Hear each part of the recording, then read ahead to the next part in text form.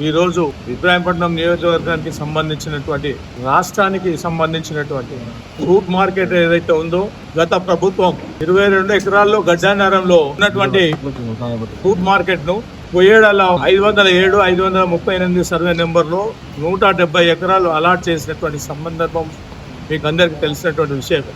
ఈ రోజు ముఖ్యమంత్రి రేవంత్ రెడ్డి గారు వచ్చి ఫౌండేషన్ వేయడం జరుగుతూ ఉంది.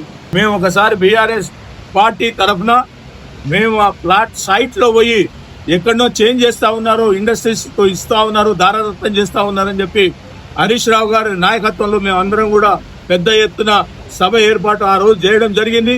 ఆ రోజు చేసిన తర్వాత ఆలోచన ఒక 3 months వరకు ఉన్నారు, కామ్గా ఉన్నారు.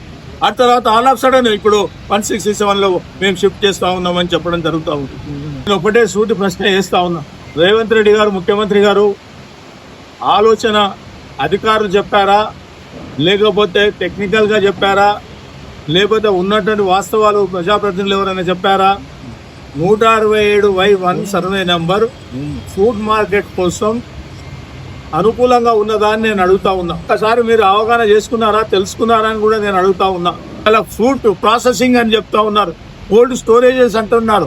170 ఎకరాలు లెవెల్ ల్యాండ్ విడిచిపెట్టేసి 167 సర్వే నెంబర్లో గుట్టలలో ఉన్నటువంటి భూమి 179 ఎకరాలు మీరు అలాట్ చేస్తే 50 నుంచి 60 ఎకరాలే ప్లేన్ ల్యాండ్, మిగతాదంతా గుట్ట ల్యాండ్. గుట్టనే లెవెలింగ్ ఎంత ఉంది, ప్లేన్ ల్యాండ్ ఎంత ఉంది, గుట్టలు ఎంత ఉన్నదో ఒక్కసారి అవగాహన చేసుకున్నారని నేను అడుగుతా ఉన్నా.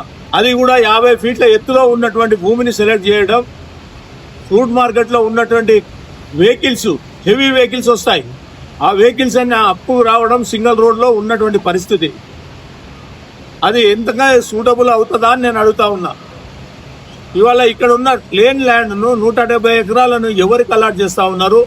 ఫ్రూట్ మార్కెట్లో ఉన్నటువంటి ల్యాండ్ అలాట్ చేసి ఎస్టిమేట్స్ చేసి డిపిఆర్ చేసిన తర్వాత మొత్తం 300 కోట్ల రూపాయలు పూల్ చేసి అకౌంట్లో జమ చేసి అన్ని కార్యక్రమాలు చేసినాక దాన్ని క్యాన్సిల్ చేయాల్సిన అవసరం ఏమొచ్చింది ఈ ప్రభుత్వానికి అని చెప్పి నేను అడుగుతా ఉన్నా. రైతులకు డబ్బులు ఇవ్వమంటే ఇవ్వరు, ఇబ్బంది పెడతారు. ఇవాళ పోలీస్ స్టేషన్లలో తీసుకుపోయి అందరినీ కూడా రైతులను కొయ్యడలో ఉన్నటువంటి రైతాంగాన్ని, లీడర్లను, అన్ని పార్టీలకు సంబంధించిన వాళ్ళని పోలీస్ స్టేషన్లో పొద్దున్నే 5 గంటలకు అరెస్ట్ చేయడం జరుగుతూ ఉంది.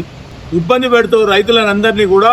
ఇప్పటి వరకు వాళ్ళకి డబ్బులు లేవు, కానీ మీరు ఈ రోజు వచ్చి ఫౌండేషన్ వేస్తూ ఉన్నారు. అసలు ఏం జరుగుతున్నది కాంగ్రెస్ ప్రభుత్వంలో? వాళ్ళు ఒకటే ధ్యేయంగా పెట్టుకున్నారు, ఒకరికి మెప్పు పొందడానికి ఒక ఆయన చేస్తూ ఉంటే ఒక ఆయనకు మంత్రి పదవి వస్తుందేమో ఈ కార్యక్రమం చేస్తే అని అనుకుంటా ఉన్నాడు. కానీ మంత్రి పదవి కానీ ఇంకా మెప్పు కోసం కానీ ఏ కార్యక్రమాలు చేసినా ప్రజలను ఇబ్బంది పెట్టేది. ఇది 100 సంవత్సరాలకు సంబంధించినటువంటి ఇష్యూ. చెప్తా ఉన్నాను, సలహా ఇస్తా ఉన్నా. చూడండి రేవంత్ రెడ్డి గారు, మీరు ఖచ్చితంగా తెప్పించుకోండి. విజిలెన్స్లో లేదా ఇంటెలిజెన్సో లేకపోతే ఉన్న అడ్మినిస్ట్రేషన్లోనో మీరు వాస్తవాలు తెప్పించుకొని ఈ యొక్క కార్యక్రమాన్ని ఫౌండేషన్ వేసే ముందే మీరు ఈ యొక్క తెలుసుకోవాలని చెప్పి కూడా ఈ సందర్భంగా నేను మనవి చేస్తా ఉంటాను.